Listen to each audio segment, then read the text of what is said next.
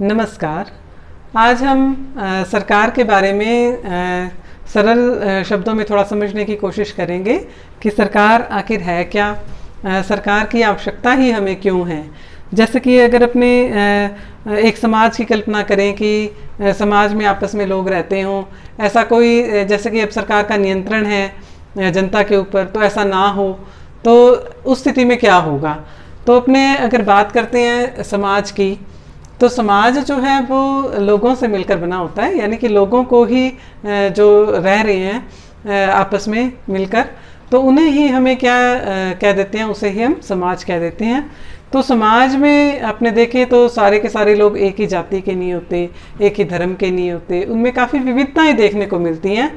और हम जानते हैं कि जहाँ पर विविधताएं होंगी तो वहाँ पर क्या है कि आपसी संघर्ष देखने को मिलता है, कई तरह की लड़ाइयाँ झगड़े आपस में होते हैं।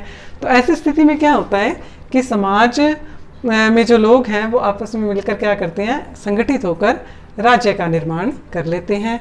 लेकिन राज्य जो है वो एक अमूर्त संस्था है, यानी कि हम उसे देख नहीं सकते।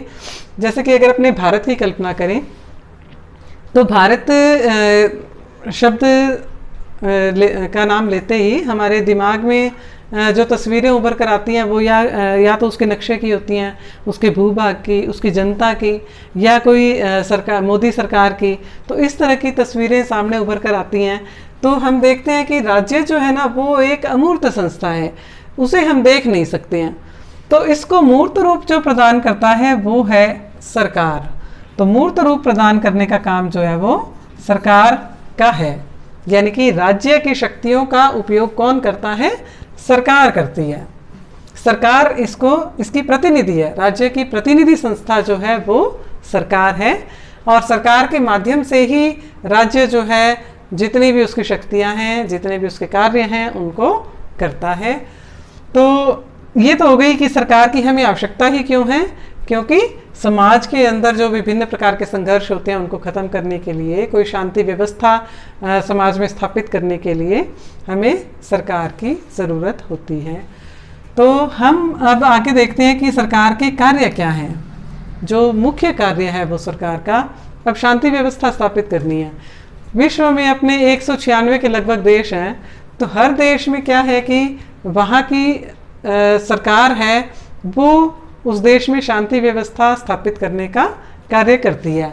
तो ये कार्य वो कानून बनाकर करती है, यानी कि सरकार का जो सबसे प्रमुख कार्य है वो क्या है, कानूनों को बनाना। फिर सिर्फ कानून बनाने तक ही कार्य उसका सीमित नहीं हो जाता, उन कानूनों को पूरे देश में लागू भी करना होता है और जनता जो है वो उनका पालन करे, ये सुनिश्चित करना होता है। इसके अलावा यदि कोई व्यक्ति या कोई संस्था अगर उन कानूनों का उल्लंघन करे, यानी उन कानूनों को ना माने, तो ऐसी स्थिति में क्या होगा, दंड देना जो है वो भी किसका कार्य हो जाता है, सरकार का कार्य होता है। तो इस तरह से हम देखते हैं कि सरकार के 3 प्रमुख कार्य हैं, कानूनों को बनाना भी, उसे पूरे देश में लागू करना, यानी जनता उसका पालन भी करे, और उल्लंघन करने पर दंड देना, ये भी किसका कार्य है, सरकार का कार्य है। तो अगर इन तीनों कार्यों को देखें तो इन तीनों कार्यों के हिसाब से जो सरकार की संस्थाएं हैं वो भी 3 तरह की होती हैं मुख्य। कानूनों को बनाने का काम जो है वो कौन करती है, व्यवस्थापिका। कानूनों को लागू करना ये कार्य कौन करती है, कार्यपालिका। और जो दंड देने का कार्य है वो करती है न्यायपालिका।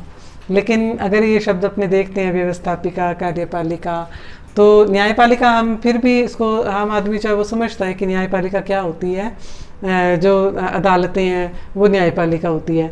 ये अपने को यहाँ तक तो बात समझ आती है, लेकिन व्यवस्थापिका, कार्यपालिका ये क्या होती हैं, ये समझना थोड़ा सा मुश्किल हो जाता है। शब्द जो है ये थोड़े जटिल लगते हैं हमें, तो इसको भी अपने काफ़ी ईजी लैंग्वेज में समझने की कोशिश करते हैं। भारत के संदर्भ में, अपने देश में अपने देखते हैं कि ये संस्थाएं आखिर है कहाँ।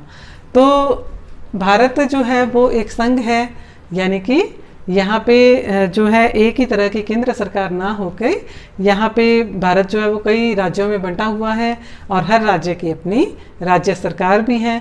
इसके अलावा एक तीसरी तरह की सरकार भारत में और होती है, वो है स्थानीय सरकारें। स्थानीय स्वशासन भी कहते हैं इसको।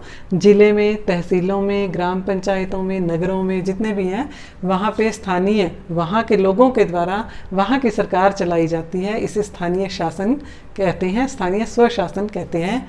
तो अपने देखें तो भारत में अपने को 3 तरह की सरकारें देखने में मिलती हैं। एक तो केंद्र सरकार हो गई, एक राज्य सरकार हो गई और स्थानीय सरकारें हो गई। तो केंद्र सरकार की जब अपने चर्चा करें, एक एक सरकार पे अपने देखते हैं, देखिए क्या ये अंग वहाँ पे मौजूद हैं। तो केंद्र सरकार की अगर अपने चर्चा करें तो देखिए केंद्र सरकार में अपने भारत में कानून बनाने का काम है संसद का। कानून बनाने का काम किसका है? संसद का है।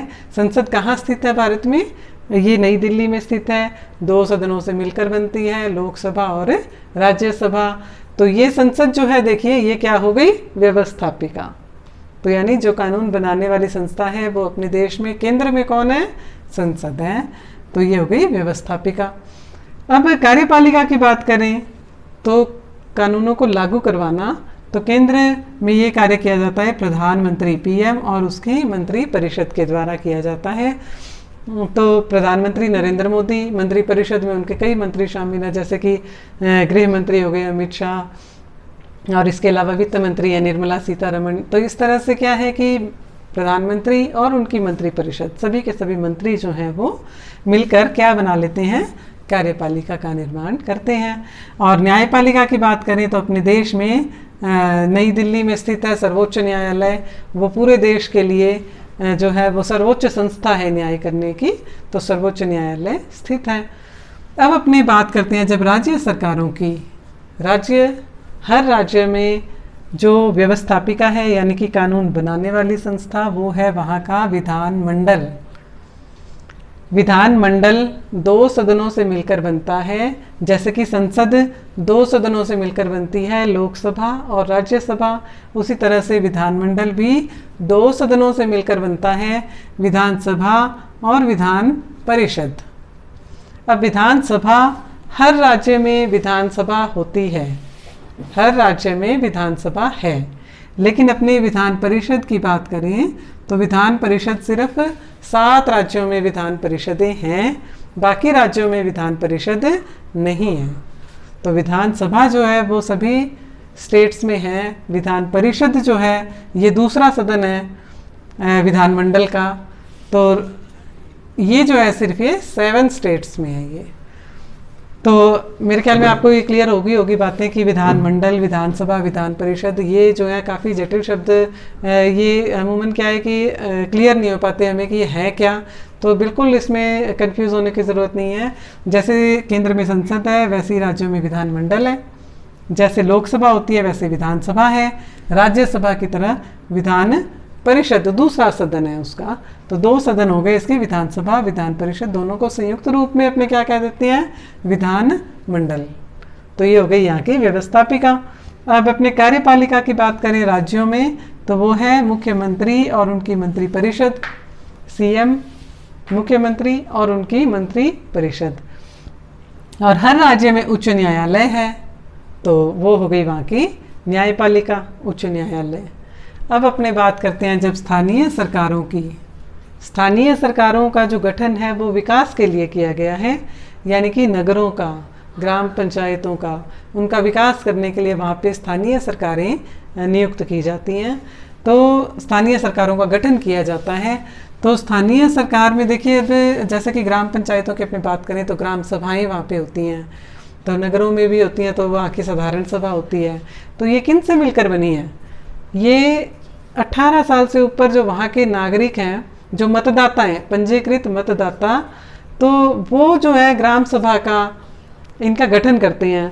तो ये इसमें क्या है, ग्राम सभा हालांकि ये संसद की तरह कार्य कर रही है, व्यवस्थापिका की तरह, यानी कि विकास की जो योजनाएं बनाने का काम है वो ग्राम सभा का है, लेकिन अब ये तो जनता से ही बनी है, इसे अपने सरकार में शामिल नहीं करेंगे। तो इसको अपने सरकार में शामिल नहीं करते हैं। अब बात है देखिए कार्यपालिका की, तो सरपंच और पंच, अगर अपनी बात करें ग्राम पंचायतों की, वहाँ पे सरपंच होता है, पंच होते हैं। और नगरों की बात करें तो नगर पालिका में अध्यक्ष होता है और वार्ड पंच होते हैं। ये हो गई वहाँ की कार्यपालिका। और न्यायपालिका की बात करें तो जिलों में जिला अदालतें होती है, इसके अलावा तहसीलों में भी अधीनस्थ न्यायालय होते हैं। तो ये सब के सब देखिए, अब संसद से लेकर और जो न्यायालय हैं, अधीनस्थ न्यायालय, ये सारे के सारे जो हैं ये किस में शामिल होंगे? सरकार में। कई बार अपने बात करते हैं आम बोलचाल की भाषा में तो अपने मोदी सरकार, योगी सरकार, और इनकी चर्चा करते हैं। इसके अलावा जैसे कि अब गाँव के व्यक्ति हैं, वो किसी सरकारी अधिकारी को, कर्मचारी को, उसको ही सरकार समझ लेते हैं वे। तो ये बिल्कुल गलत है। तो जब अपने सरकार की चर्चा करेंगे, यानी सरकार का नाम लेते ही ये सारी की सारी संस्थाएं जो हैं वो उसमें शामिल होंगी। तो मैं आशा करती हूँ कि आपको जो टॉपिक है वो कुछ क्लियर हुआ होगा। बाकी आप और पढ़ेंगे तो और ज़्यादा समझ में आएगी बात। तो इसके अलावा आप अगर कोई क्वेश्चन हो आपके पास, तो कोई कन्फ्यूजन हो, तो उसे आप कमेंट बॉक्स में ज़रूर कमेंट करें। धन्यवाद।